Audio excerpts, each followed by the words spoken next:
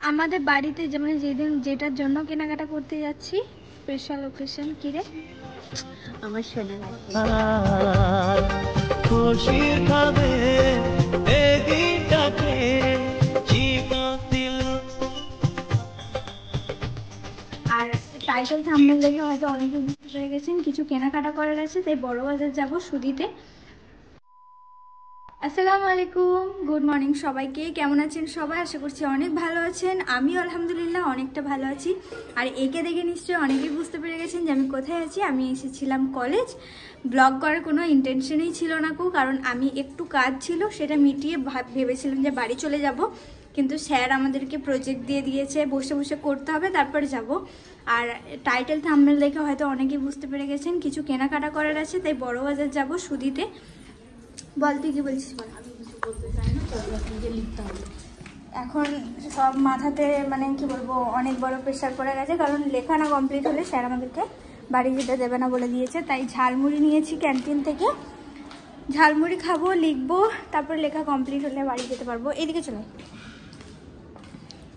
তো চলো, আর কিছু শেয়ার করার মতো থাকলে অবশ্যই করবো, কিন্তু আপাতত এখন ক্লাসে যাই, লেখা কমপ্লিট করি, দেখা হচ্ছে। আমার লেখা কমপ্লিট হয়ে গেছে, বসে বসে ঝালমুড়ি খাচ্ছি। আর সাথীর এখনো হয়নি, ওর জন্য বসে আছি আমি। আমার এই জাস্ট কমপ্লিট হলো। আচ্ছা মামনি, ও মামনি কতটা আছে? ও এখনো লিখছে, আমার কমপ্লিট। এই যে আমি বসে আছি, ওর হবে দিয়ে বেরোবো। আমি খাওয়াটা কমপ্লিট করে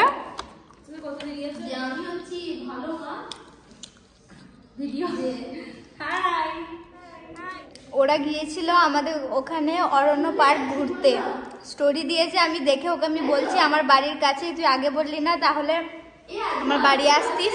ও বলছে তোর বাড়ি তো বাঁকুড়ায়। ওর অরণ্য পার্ক থেকে আমার বাড়ি কিছুটা দূরত্বে, মানে একটা দুটো টপেজ হবে। হ্যাঁ, তোর সাথীর হোক, তারপরে বাইরে যাব, ও বাড়ি চলে যাবে আর আমি কেনাকাটা করতে যাব। আমাদের লেখা কমপ্লিট হয়ে গেছে, এরপর যাব বাড়ি সোজা। সাথী যাবে বাড়ি, আমি যাব। হাতে লাগছে গাইস। আমি কোথায় যাব? তুমি যাবে তোমার শপিং করতে। আমিও যেতাম, কিন্তু দেরি হয়ে গেছে অনেকটা, আর যাবো না। ওরে বাবরে, রোদ, মুখটা জ্বলে যাচ্ছে ক্যামেরায়।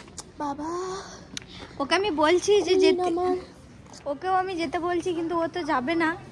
না হলে ও আর আমি দুজন মিলেই যেতাম। ওকে আমি বললাম ও যে কেনাকাটা করার আছে, এবং আমাদের বাড়িতে যেমন যেদিন যেটার জন্য কেনাকাটা করতে যাচ্ছি, স্পেশাল ওকেশন কি রে আমার সোনার আছে। আমার একটা প্রোগ্রাম আছে, আমি এখন কিছু বলবো না, একটু বলে দিল, কিন্তু তোমরা শুনতে পেয়েছো কিনা আমি জানি না। ওটার জন্য কিন্তু কমেন্টে জানাবে। ওটার জন্য কেনাকাটাটা করতে যাব, মেনলি ওটাই মেন রিজন। এর সাথে আমার দেখা হবে না, একদম গিয়ে বাড়িতে আমি কেনাকাটা করব ওইটার ওখানে রানীগঞ্জ চৌমাতে গিয়ে শাড়িগুলো আর যেগুলো কেনাকাটা করব সেগুলো শেয়ার করব অবশ্যই। তুই বাই বলে দে, কারণ তোর সাথে আমার দেখা হবে। বাই। তারপরে আমি বড়বাজার থেকে সুদি ক্রিয়েশন, আমাদের বর্ধমানের সব থেকে নাম্বার 1 শাড়ির যদি কোনো দোকান থাকে সেটা হচ্ছে সুদি ক্রিয়েশন, সেখানে গিয়েছিলাম। এবং আমার একটাও মানে শাড়ি পছন্দ হয়নি, খুব বেশি ভালো ভালো কালেকশন ছিলই না, কারণ অনেক কিছু এই 1 জানুয়ারির জন্য যা মাল ছিল সব বেরিয়ে গেছে, এটাই বলছিল আমায়। আর একটা সুদি বস্ত্রালয় বা কিছু একটা রয়েছে, তো ওখানে আমার যাওয়ার কথা ছিল, কিন্তু ওরাই বললো যে না, ওখানেও খুব একটা বেশি ভালো পাওয়া যাবে না, মানে ওদেরই দোকান আরও এক জায়গায় রয়েছে বর্ধমানে। এবং আমাকে এটাও বললো যে তুমি যদি নিতে চাও তাহলে 10 তারিখের পর আসবে, কিন্তু আমার যেটা প্রোগ্রাম সেটা 10 তারিখের পরই আছে। আমি 10 তারিখের পর যদি 11, 12, 13, 14 কোনো একটা ডেটে যাওয়া যাবে, কিন্তু বাড়িতে অনেক কাজ, একে একে আমাকে কাজগুলো মেটাতে হবে, সেই জন্য আমাকে মিনিমাম 5 থেকে 6 তারিখের মধ্যে শাড়ি কেনাকাটা সব কিছু কমপ্লিট করতে হবে। তাই আমি আর সুদিতে যাব না, আমাদের খেজুরহাটি বাজারেই আমি একটা শাড়ি পছন্দ করে নেবো ভেবেছি, দেখাই যাক। আর তোমরা গেস করো কি প্রোগ্রাম রয়েছে বাড়িতে, আর বাদ বাকি দেখাই যাক, আল্লাহ রয়েছে। চলো, এই ব্লগটা এই পর্যন্তই, এরপর কিন্তু ভালো ভালো অনেক ব্লগ আসবে।